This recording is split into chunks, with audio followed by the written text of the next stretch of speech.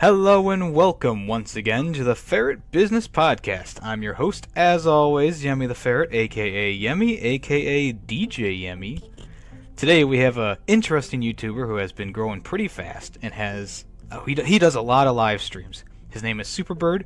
He's at RRSuperBird1970 on Twitter and just SuperBird on YouTube. How are you doing, SuperBird? I'm good, man. You? Oh, I'm fantastic. Awesome. I think the first topic of discussion should be how the quality of your videos and streams have improved tenfold in the past few months. What has happened? Found a great community. Maztec Gaming, Ruthenium, all them, they've helped me a ton. I actually had never really live streamed before I met all of them.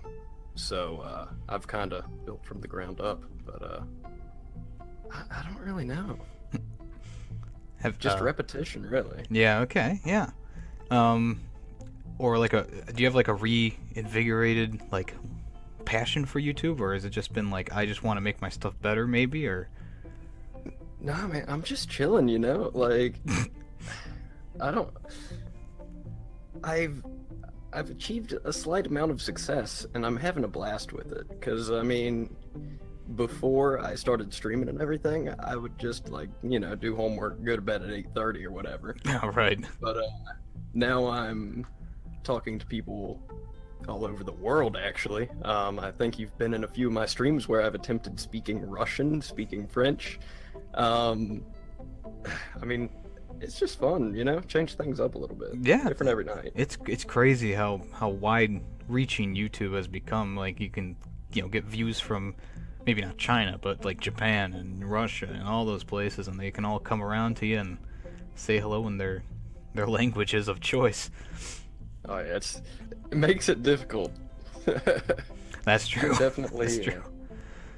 I've definitely learned to accept if I can't understand somebody, but you know, I've adapted. I've started translating everything and trying to pronounce things in Russia. If I accidentally cause World War III, I'm sorry, but I mean, I'm trying to talk to him.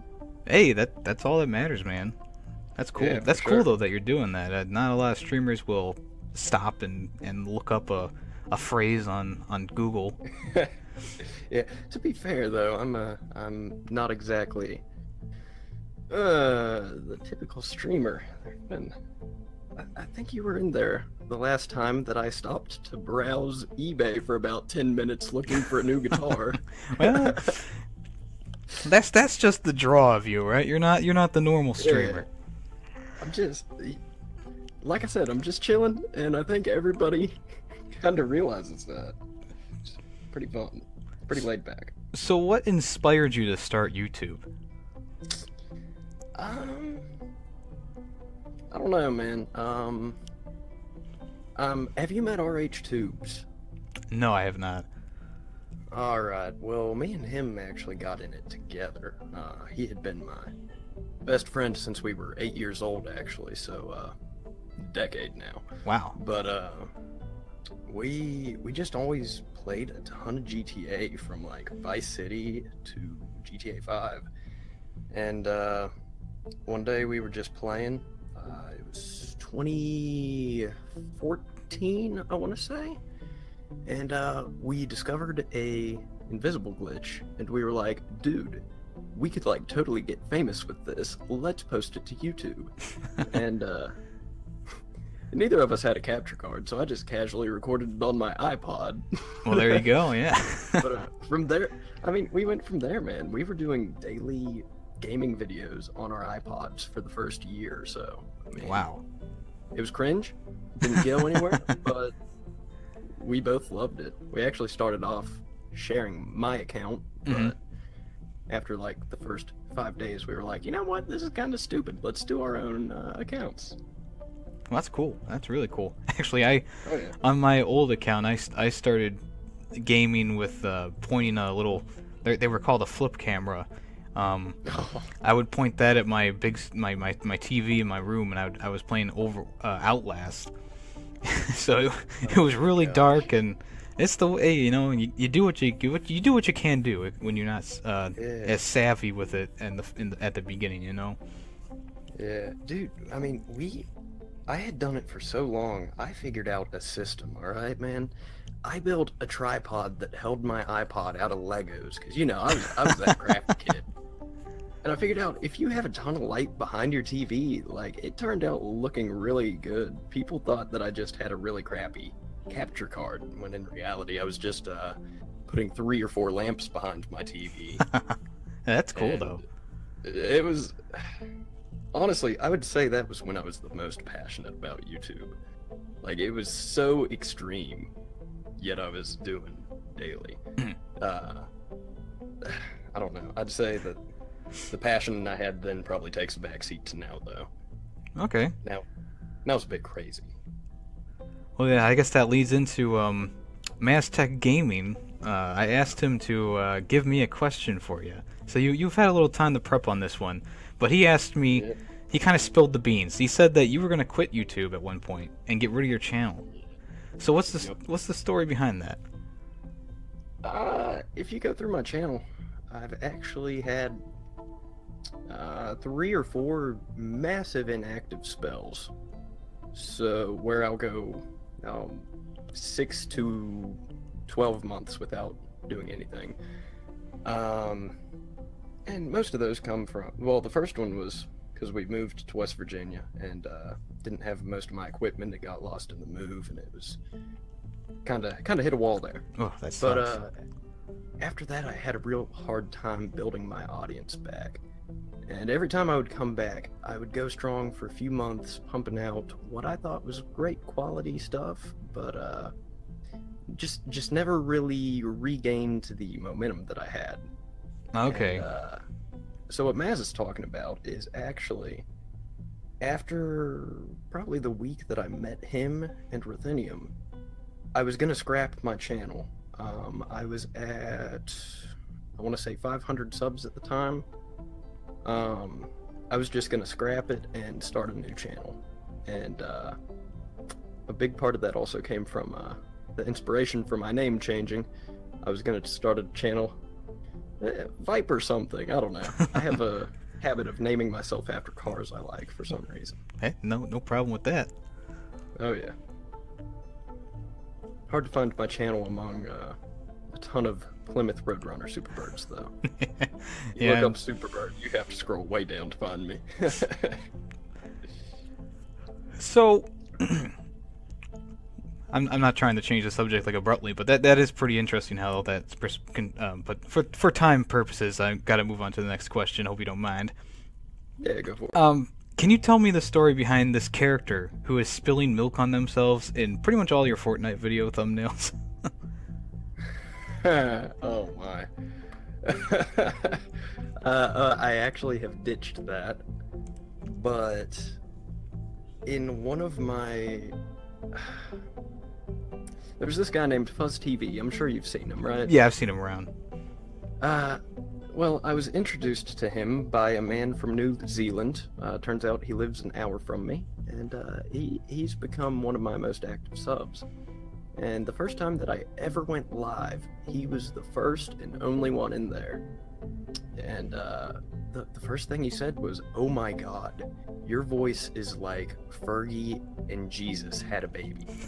So what you're seeing is Fergie's body with a very crude Photoshop job of Jesus's face onto her. Oh, okay, I see it now.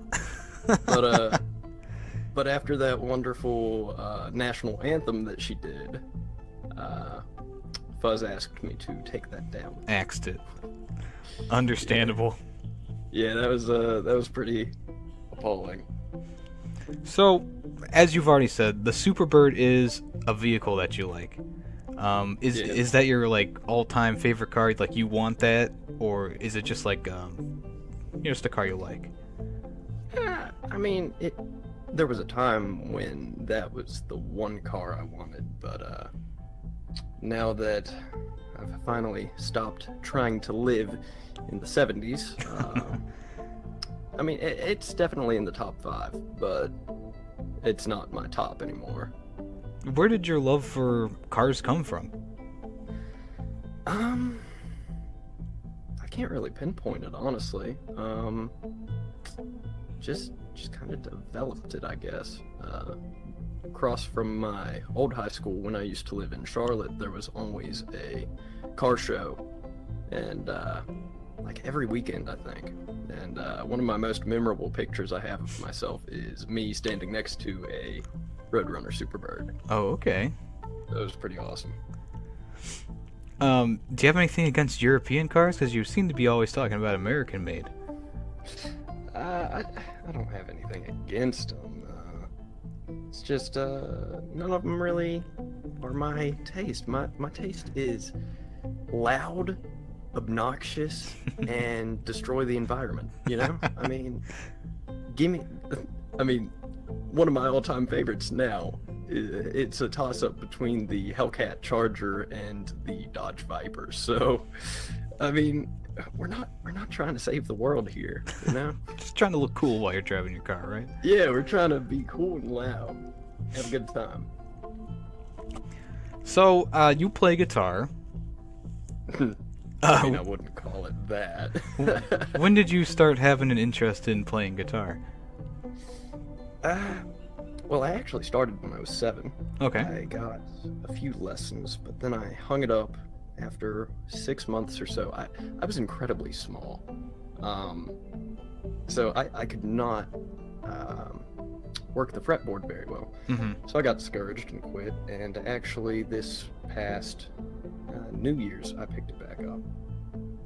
That's cool. So about going on 4 months now. Wow. I mean, I've been watching your videos on the guitar stuff, and you've really improved since the first time I watched a video. That's incredible. Yeah. I'm trying to put one out this week, possibly. Trying some Twisted Sister now. Twisted Sister. Oh yeah, baby. So how many guitars are in your collection? Because I know I've seen a bunch on your wall. Just 5. It's not anything crazy. Do you have a favorite from the group? Yeah. I have a favorite depending on what you're asking about. What's your favorite to play Twisted Sister on? How about that? Probably. Oh man. Okay. For feel, I love my 86 Les Paul, but I gotta admit, the new Les Paul sounds a lot better. So I've been playing it a lot more on that. And I have a hard time switching from guitar to guitar, so I've actually been playing solely on that one for the past week or 2. And do you dabble in writing your own music or anything, or you're still just learning songs? I dabble in going crazy with it. Just monkeying around? Yeah, no lyrics or anything, but I've kind of, you know how you just, like, you're playing a scale or something and you just go crazy with it and you find something that sounds pretty improv. good. Yeah. Yeah, improv, more or less. I just build off of techniques and having a blast with it. I'm still learning the fundamentals and everything. And here's the last question about guitars. Are you ever going to write your own guitar part to It's Everyday Bro? I take it you're referencing my first, Your first guitar video. You know, I've listened to that song once. I'd say it's not out of the realm of possibility. I figured out that if you put a Paul brother in anything, it, like, instantly gets double the views, so... That's true. Truthfully, since we're mentioning him, you may want to throw him in this thumbnail. Oh, I'll throw him in the tags. Yeah, heck yeah, Brody. Heck yeah. So, you've been streaming for a little while now. What's the worst experience you've had during a live stream? Okay. Like, is there one that sticks out to you the most, or is it just kind of like, it's been kind of chill? I mean, it's been chill for the most part. For the most part, people have been great.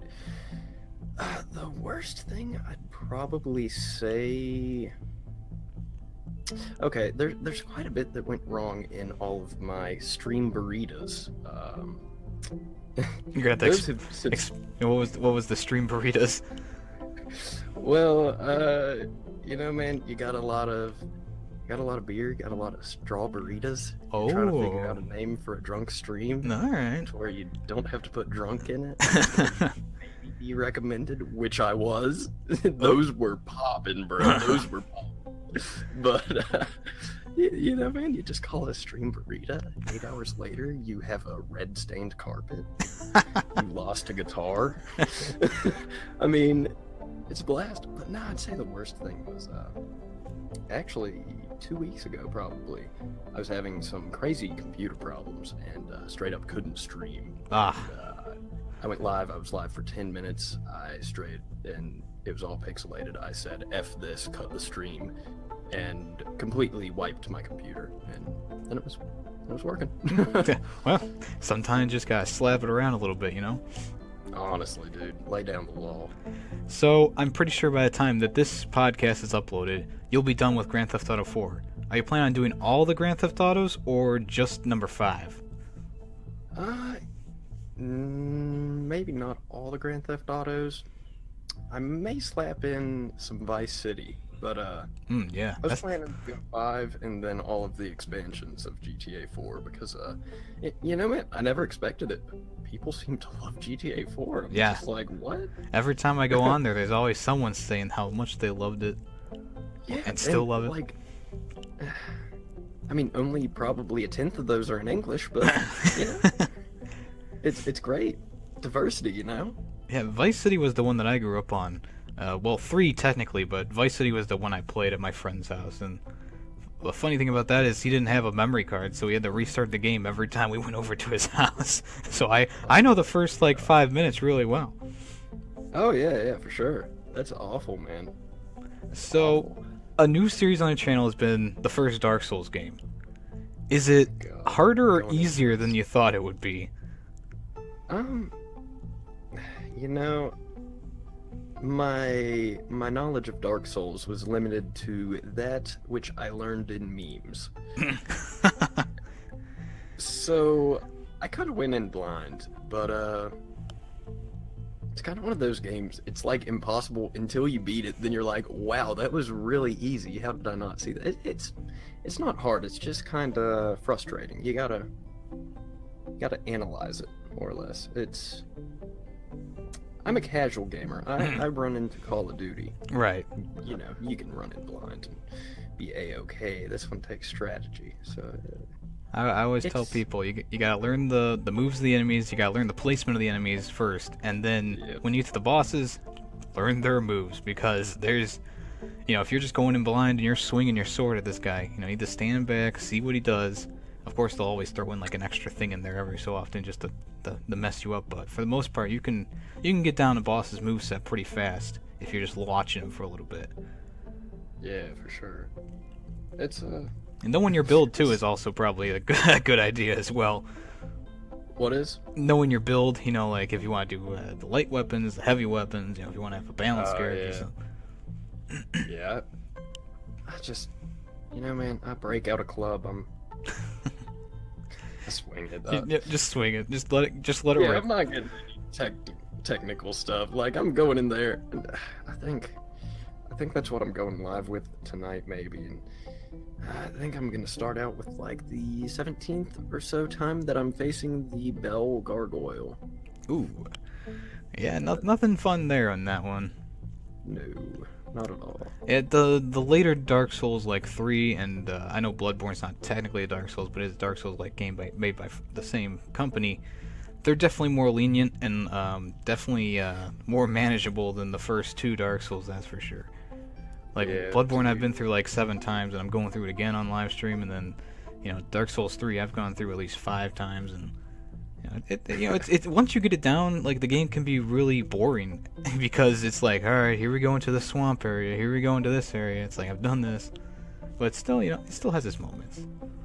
Man, if you haven't already, those streams that I've already done, you need to go in and just look at the comments that people have left. They're all so long. They basically consist of, you poor man, it takes serious balls to stream the original Dark Souls, but you can get through this, and then maybe a paragraph or 2 about praising the sun. It's hilarious. I was expecting like people just giving you paragraphs of advice. Oh, it is. It is. Oh yeah, okay. Yeah, I think that they gave the one. I swear he gave me like 10 pages MLA typed. MLA format. I mean, honestly, bro, I think he forgot the double spacing too, because you got to scroll on forever for that. You do 2.5, you get away with it for the most part. Yeah, exactly, buddy. So, I have a lot of more questions for you, but we're almost out of time. So I'll definitely have to have you back on the street or on the podcast sometime to go over the rest of them. But my final question for you. There was a rude lady at Carowinds while you were on the bumper cars. Your friend and you were saying the word retard back and forth to each other, and the mother got angry. Would you do anything differently in that situation now, or would you say, it's in the past, it's good? No, I wouldn't do anything at all, man. We were just, we were probably 13. We were just having fun. I mean, we weren't even saying it to her. It was just, it was funny, man. You want to do like a quick recap so, people can kind of go watch the video to fill in the gaps? Well, basically, I forget what it was from. I don't know if we just came up with it, but we essentially came up with our own little inside joke meme thing, and it started in math class or something. They were like, "You got this right. Can you explain it?" And in the middle of class, I just said, "I don't know. I'm just a retard." And then we just started saying, "I'm just a retard," and we were just yelling that back and forth. It's the inside jokes that'll get you every time. Honestly, bro. And then this, like, straight up, oh man, she was just screaming at us for no reason. I mean, I'm sure in hindsight, I'm sure that somebody close to her had some sort of disabilities, and it was certainly insensitive, but, should be some leniency there, Can't get offended by everything you see. Two 13-year-old boys saying retard back and forth is not the end of the world, I don't think, but I can see how she could walk into that situation and go, oh my god, I gotta teach these boys a lesson, or, however they sounded. Just freaking ram it up us with the bumper car. Oh yeah, was that like the most intense bumper car match you ever had? No, not at all. She didn't even put her heart into it. No, she didn't put her heart into it, man. She was offended. She stayed away from us. It was kind of funny. No, the most intense, honestly, I remember fondly. There was this very small Asian girl that, like, absolutely wrecked me in ride. It was insane, dude. She wasn't tall enough for that ride. I'm just saying. I want to recount. That match was forfeit. It didn't count. Broke the rules. Nullify her win, man. Well, I think that's really all the time we have for today. Once again, thank you, SuperBird, for coming onto the podcast and spreading your wisdom to us simpletons. He's at RRSuperBird1970 on Twitter, and of course, SuperBird on YouTube. Links will be down below, of course, in the description. Is there anything else you want to say before we say our final goodbyes? Oh, not much, man. Thank you for having me. It's been a blast. All right. Well, once again, thanks for coming onto the podcast, answering my questions. I have so many more. I'm going to have you back on. But I had a great time. Oh, yeah. So, that's it for this episode of the Ferret Business Podcast. I am your host once again, Yemmy the Ferret, and I hope to see you in the next episode.